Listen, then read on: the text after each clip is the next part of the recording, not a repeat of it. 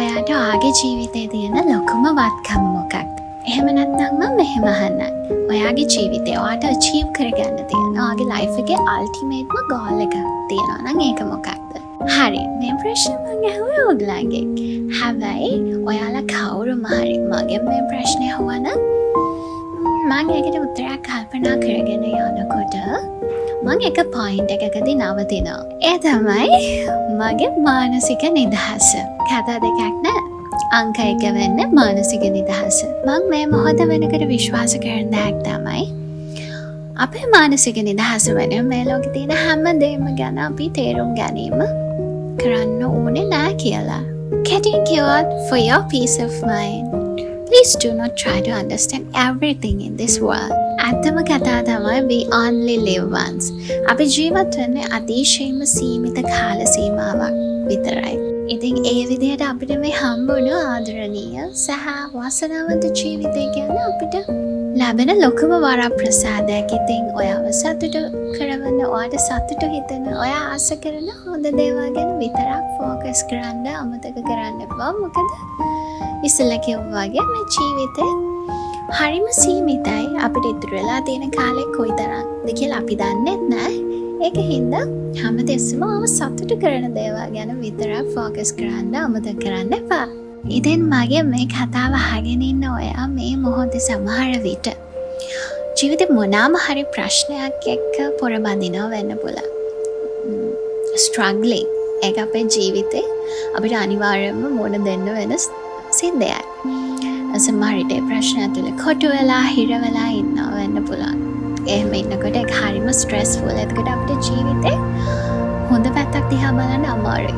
හැබැයි අමතක කරන්න එපා. අපි හැමෝගෙම ජීවිතවල මේ වගේ අමාරු කාල එනවා. අමාරු දවස් තියෙනවා.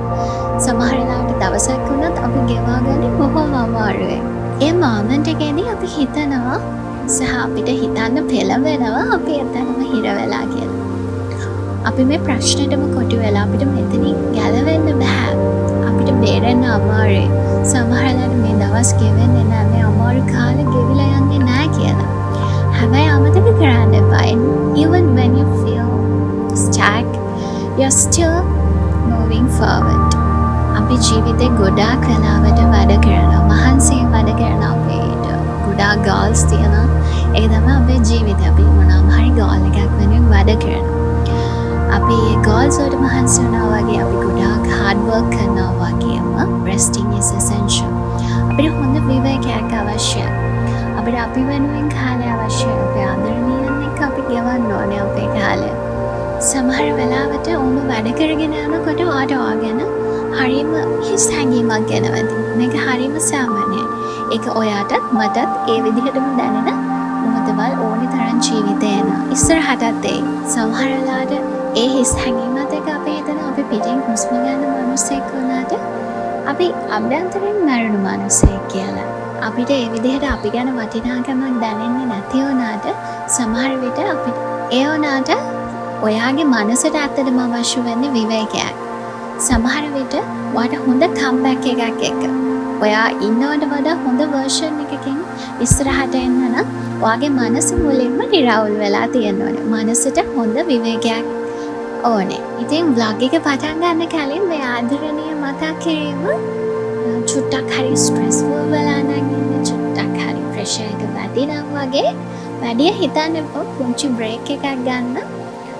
මොකද සමහර වෙලාවට අපිට අපි ගැන කොයිතරම් අව탁සේරුවක් අපිට අපි ගැන වටිනාකම අඩුයි කියලා දැනුණා ඒ අපේ සිතුවිලි ස්වභාවය තේරුම් අරගෙන ඔයාට අවශ්‍ය විවේකය ගන්න. ඉතින් එහෙනම් හැමදාම වගේ welcome back to Lavender Diaries. Lavender Diaries මගේ YouTube channel එකට ඔයාලා හැමෝම ගොඩාරියක් ආදරෙන් පිළිගන්නවා. ඉතින් සතියන්තයක් පටන් ගන්නයි යන්නේ. මේ සතියන්තයත් ගොඩාරියක් ආදරෙන් සංසම්ව සාමකාමීව ගෙවන්න පුළුවන් සතියන්තයක් වෙන්න කියලා ප්‍රාර්ථනා කරන ගමන් එහෙනම් අදත් එකතු වෙන්න කියලා මතක් කරනවා මගේ vlog එකත් එක්ක. අද කතාවත් ගොඩාක් රසවත්. චෝටි කාලේ අපිට රෝල් ඩාල් එක දෙන මාර ලස්සන මතකයන්. එතනින් මගේ personal favorites වෙන්නේ මැටිල්ඩා. එවගේම Charlie and the chocolate factory. මං චූටි කාලේ පරිවර්තන පොත් ගොඩාක් කියවුවා. ඉනිත් බ්ලැක්ගේ රෝල්ඩාගේ ඒ වගේ සිංහල පරිවර්තන කියන මාර මාසයි. ඒ කොටේජ් වයිබ් එක country side ඊට සමහරලාට අවිරහස් කතා මේවා කියවන්න මාර මාසයි. එතකොට කන බොන ගමන් හැමතිස්සම කරේ පොත් කියවපු එක. අපි හැමෝම මං හිතන්නේ රෝල්ඩාගේ ලොකුම ෆෑන්ස්ලා වෙන්න ඇති. මැටිල්ඩා මං ගොඩාක් මාසයියාගේ ඒ වගේම Charlie and the chocolate factory මම ඔය දෙකට පුදුම ආසයි චූටි කාලේ ඉඳන්. ඒ කාලේ අපි ආසාවෙන් මැටිල්ඩා පොත කියවුවා. ඒ වගේම මැටිල්ඩා මූවි එක ඒකට අමතක කරන්න බෑ. ඒකත් හරිම ලස්සනයි. අපි පොතේ මවාගත්තු චරිත ඒ විදිහටම මැටිල්ඩා මූවි එකේ තියෙනවා. මැටිල්ඩා ගැන මතක් කරද්දී චූටි කාලේ අපේ ලොකුම සතුරා වෙන්නේ මිස් ට්‍රන්ස්වර්ල්නේ. අපි යාට කැමති නැහැ. ඒ වගේම චූටි අය විදිහට අපි ගොඩාරයක් මැනිෆෙස්ට් කරේ සහ ආදරය කරේ මිස් හනීට. මමත් මට මතකයි මිස් හනී වගේ ටීච් කෙනෙකුට මාර මාස වුණා. ඒ වගේ ටීච් කෙනෙකු මැනිෆෙස්ට් කරා. මැටිල්ඩා කතා චුට්ටක් මතක් කරොත් මැටිල්ඩාගේ ස්කූල් කිචන් එකේ තිබුණු මිස් ට්‍රන්ස්වර්ල්ගේ චොක්ලට් කේක් එක කාපු පිරිමි ළමයා මතකද? බෲස් බක්ට්‍රටර් කියලා අර අහිංසක චුට්ටක් මහත පිරිමි ළමයා. ඔයාලට මතක නම් මේ චොක්ලට් කේක් කෑල්ලක් හොරෙන් කෑවා කියලා මිස් ට්‍රන්ස්වර්ල් මේ බෲස්ට ලොකු දඬුවමක් දෙනවා.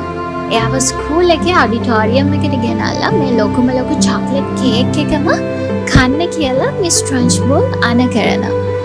ඒ ඔක්කොම මැටිල්ඩාගේ ස්කූලේ ළමයි ඉස්සරහා. කොහොමින් හරි මේ ලෝකෙ කිසිම දෙයක් නපුරුකමින් වෛරයෙන් අත්පත් කරගන්න බෑ කියන කතාව ඇත්ත කරන්න වගේ බෲස් මේ මුළු චොක්ලට් කේක් එකම කනවා. මැටිල්ඩායි මැටිල්ඩාගේ යාළුවයි ඒ ඔක්කොම කට්ටිය චියර් කරනකොට බෲස් කොහොම හරි කළා මේ පනිෂ්මන්ට් එකට අනුව මේ ලොකු චොක්ලට් කේක් එක සම්පූර්ණයෙන්ම කනවා. ඊට පස්සේ මේක කාලෙකදී TikTok වගේ platforms වල පොඩක් viral ගියපු recipe එකක් වුණා. මැටිල්ඩා චොක්ලට් කේක් එක. ඉතින් මට හිතුණා මම මැටිල්ඩා චොක්ලට් කේක් එක හදනවා කියලා.